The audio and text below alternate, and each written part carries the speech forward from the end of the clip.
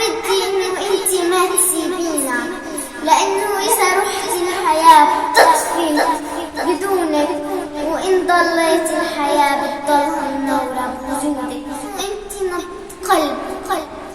لهيك لا تتركيني لحالي وحيدة من دون أم، وعديني إنك مش هتروحي. بحبك كتير. I love you ماما. مرحبا كيفكن؟ طبعا قبل شوي يعني هالحين كنت عاملة بس سكر لأنه اليوتيوب بعتلي إنذار ممنوع تنزلي بث، لاني انا طفله وقتاش بدي اكبر دا اعمل بث معكم. انا كل ما اصور بث يا اما بفصل النت يا اما اليوتيوب ببعت لي بلاغ انذار. مش عارفه، انا حظي زفت عارفه. المهم فهوريكم عيد ام سعيد لكل الامهات، ويعني I love you امهات. انتوا اللي ربطونا، انتوا اللي علمتونا، انتوا تعبتوا كتير في حياتكم. فانا هوريكم الان شو هديتي لماما. طبعا انا كانت مغلفه فتحتها، هاي كرتونتها حتى، بس للاسف البث قرب لي اياه. المهم متحمسين للناس اللي ما حضروش البث. أقدم لكم ترى،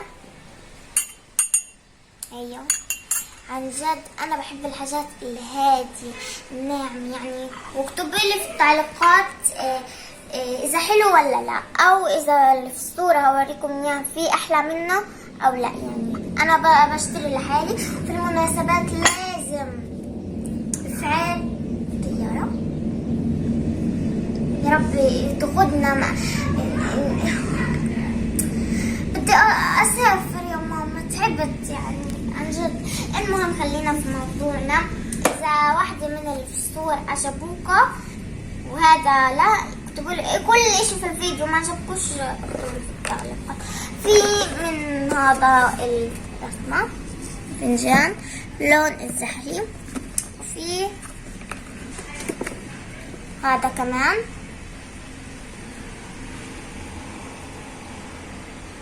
يعني نفس الاشي بس مصغر.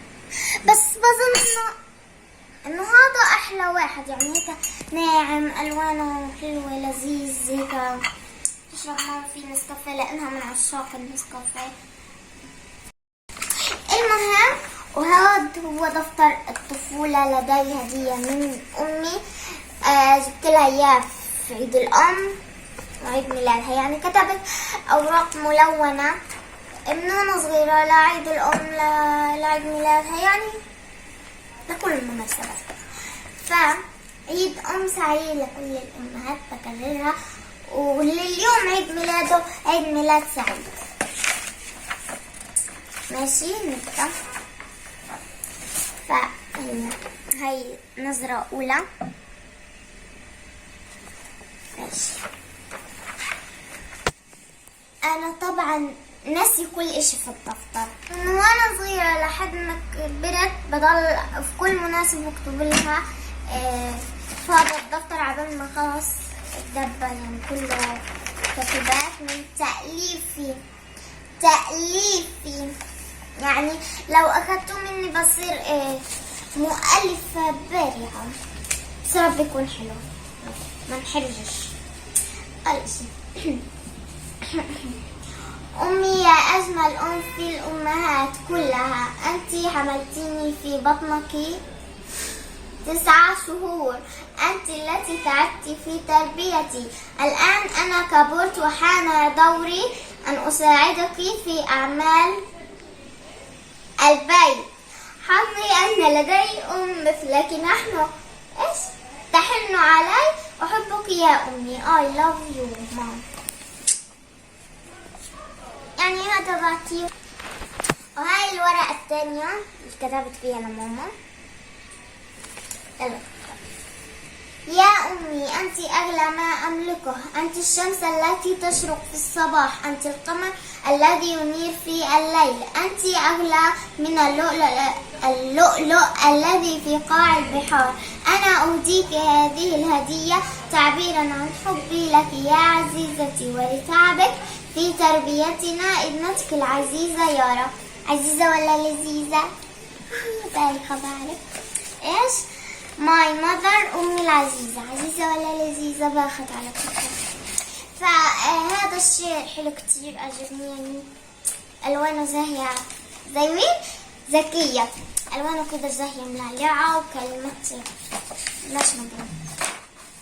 هذه الصفحة اللي أنا بستنيها.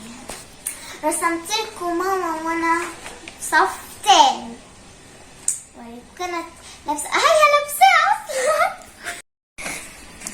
يا جماعة أنا حاطة التنجان وخرج نفس الإشي. واو تحفة، بس شكلك يا ماما. المهم يعني فاتأملوا في الصورة لأنه الكلام عن الصورة. شايفين نفس التنجة بالضبط، البيجامة نفسها بالضبط، صح يا ماما؟ واو.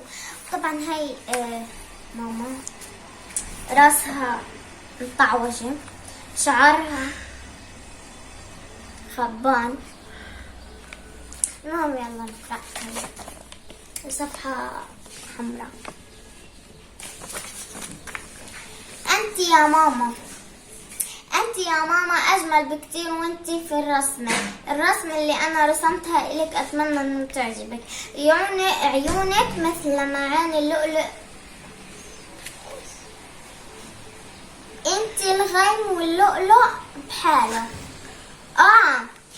عيونك مثل معاني اللؤلؤ، أنت الغيم واللؤلؤ بحاله. بحبك يا ماما. يلا اصفر.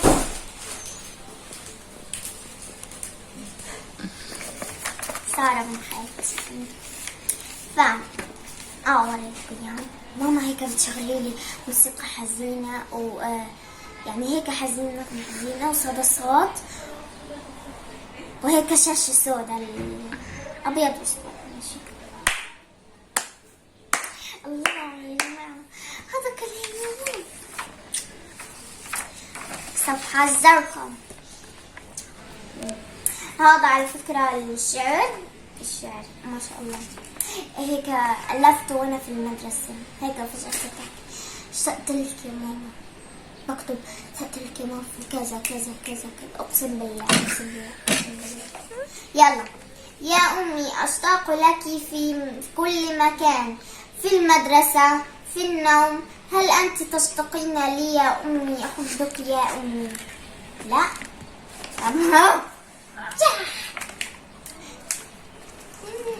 مش محتاجة.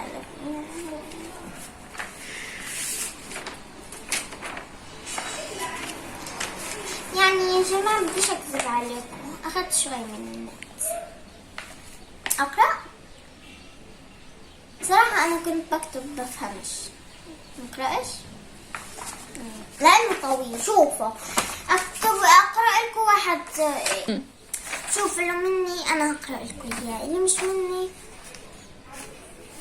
مش لازم. يعني انتوا أكيد هتكونوا مهدينا في بس بدي أوريكم هذا قصيدة.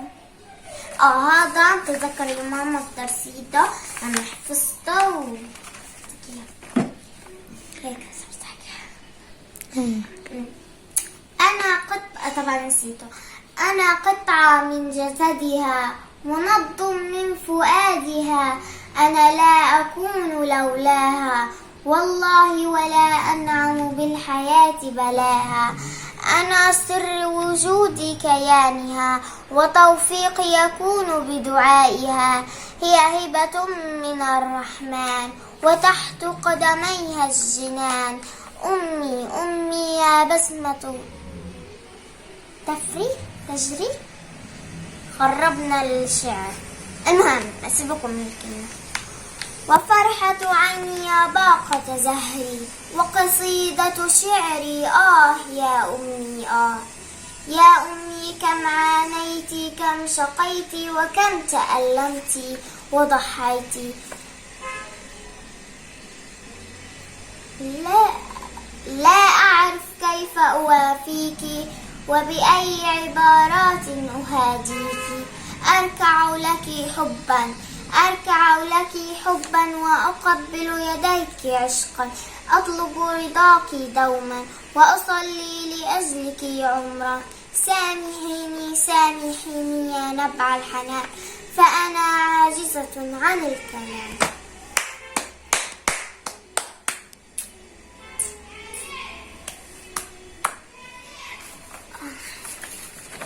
تأثرت جميعا.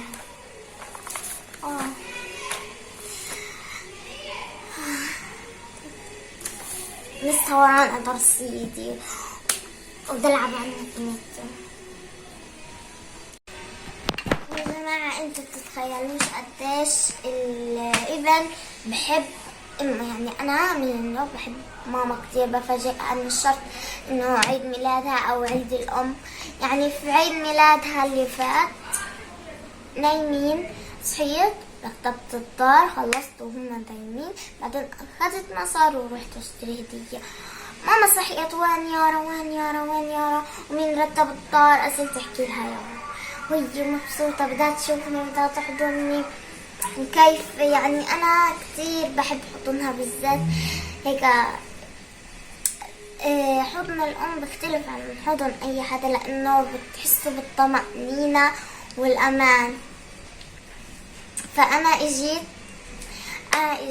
بتضحك لي مبسوطة وانا ماسكه الهديه. كنت بدي يعني احكي لبابا يجيب تورته وحفله وهيك، بس ماما قدامي خربت كل اشي ونحطها وراي وخايفه تشوفني. فشفتها مسكتني وحضنتني وانا وبوستني يعني على كتير. الله يرحم كل الامهات عايشه والله يدخلهم. واكيد ما تنسوا اجدادكم، طبعا تيتا ام بابا انا بحبها كتير كتير كتير. الله اكبر الاذان واليوم عيد الام.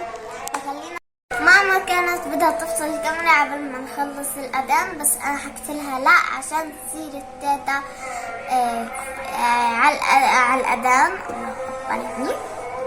فزمان الله يرحمها انا كنت بحبها كتير، كانت تيجي تبات عنا. طبعا هي بتمشيش يعني الله يرحمها بحبها كتير عن جد. ما فيش كان كنب ولا اشي من هذا، يعني كانت الدار مش حلوة يعني. كان فيهن فرشة كانت تنام عليها هون جنب الصبت هون.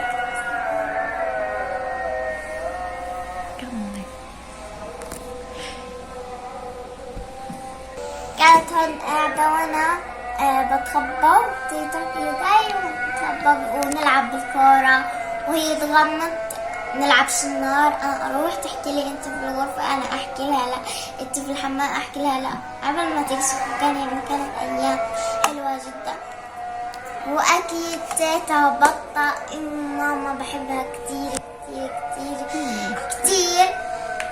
طبعا امبارح اجوا علينا وانا هيني لابسه على فكره كتير اجوا عليكم، ويعني عن جد الحب بوصفه بحبها كتير يعني هيك.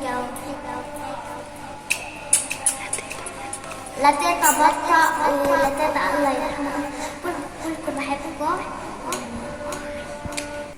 بحبك يا ماما، بشتاقلك في النوم وفي المدرسة وفي كل مكان، وعيد أم سعيد على كل الأمهات. بحبكم كتير.